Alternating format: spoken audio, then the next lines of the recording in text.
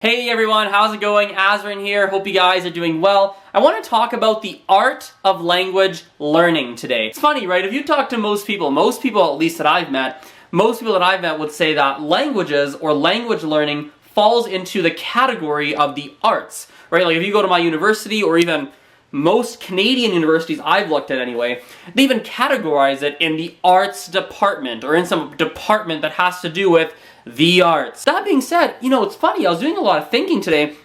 I realized that, man, languages are actually probably a lot closer to science and math and very logical things than they are to things like art, like literally art, like painting trees and drawing and stuff. There's lots and lots of rules in every single language, just like there would be in math. When you're doing math and you don't follow like a formula or you don't follow a specific rule properly, like you're going to get the wrong answer, and that is just pure wrong. Now, the difference is that in math, you know, the rules are less likely to change. In languages, the rules are forever evolving, right? There's always evolutions happening in the language that change what is correct and what isn't correct. And I think that's why a lot of people view language as an art, because the rules are changing.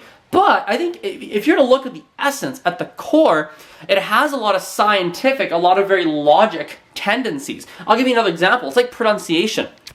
If you've ever really studied pronunciation, it's almost like the sport of the mouth. If you really think about it, it's like the sport of the mouth and the lungs and what's happening, because it's very scientific. It's very like, here's exactly what you have to do with the airflow, here's exactly where your tongue has to go, this is exactly what to do with your lips, your vocal cords do this. It's very step by step. It's like if you're trying to learn to kick a soccer ball. You're learning to kick a soccer ball, it's the same thing. You point your toes down, you use your laces, your other foot goes beside the ball or slightly behind the ball. If the other foot's behind the ball's gonna go higher. If you're beside the ball and your knee's over the ball, it's gonna stay low. Like, I used to play soccer, clearly, as you can see, right? But there's like a science to how to make the ball do what you want the ball to do. And with pronunciation, there we go. With pronunciation, it's identical. It's exactly the same thing. And so I think personally, one of the reasons why I'm so good at languages is because I look at languages in a much more scientific way, than a lot of people in the language space do. I think I do view it in that lens. Like, my glasses are like science lenses. It almost puts that science and logic lens in front of the language. However, what is even in my perspective, right? I think one of the reasons that I also find languages relatively easy is that I blend the art into it. I'm blending the art and the science. It's a mixture. It's a mixture, my friends, of the arts and the sciences. That's why I think a lot of people who are pure arts really suck at languages, weirdly. They're so artsy and they're so creative-brained and they're so in that world that when they go do language, it's like, oh my god, this is so hard. I can't write an essay. How am I supposed to remember the rules of grammar? How the heck am I supposed to do that? When you go to science kids, when you go to math kids, when you go to the engineering kids, when you go to those kids, all those people are like, what the heck? I can't do languages. That's so abstract. I don't get it. And what nobody realizes, even I didn't realize until this moment, because I didn't really plan out what I was saying in this video, I just turned the camera on, even I didn't realize till right now that really it's a blend of the two. Languages is a mixture of art and science, art and logic, right? The creative side and the non-creative. It's not black and white.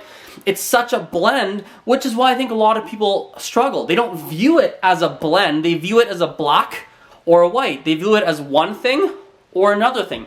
That's how people view it, and that's, I think, a major mistake that causes people a lot of grief and a lot of struggle with languages, because it is such a blend, it's such a mixture. For crying out loud, this has occurred to me right now too. I was teaching someone earlier today, and they're talking about how, I struggle with languages because languages, it's not logical, it's not logical, it's not logical. I like logical. I like things like building, and I like math, and I was thinking, like, man, you don't get it. You just don't understand what the logic is. There's so much logic to it. The fact that you have a logic brain and a mathematical brain, if you just implemented that to this language stuff, it'd be history. You'd be crushing this. You'd be so good at French. You'd be so good at Spanish, because that's how it works. Anyway, I'm gonna stop talking. I'm talking in circles here, but anyway, the fact of the matter is this. The whole moral of the story, which I just realized as I'm making the video, languages, my friend, is not really an art. nor is it really something that's pure logic based. It's something that, it's this really amazing mixture, this really beautiful and awesome mixture of the two, which is why I think that languages are so freaking amazing and so cool. So anyway, hope you guys liked the video, and I'll talk to you guys later. Bye for now.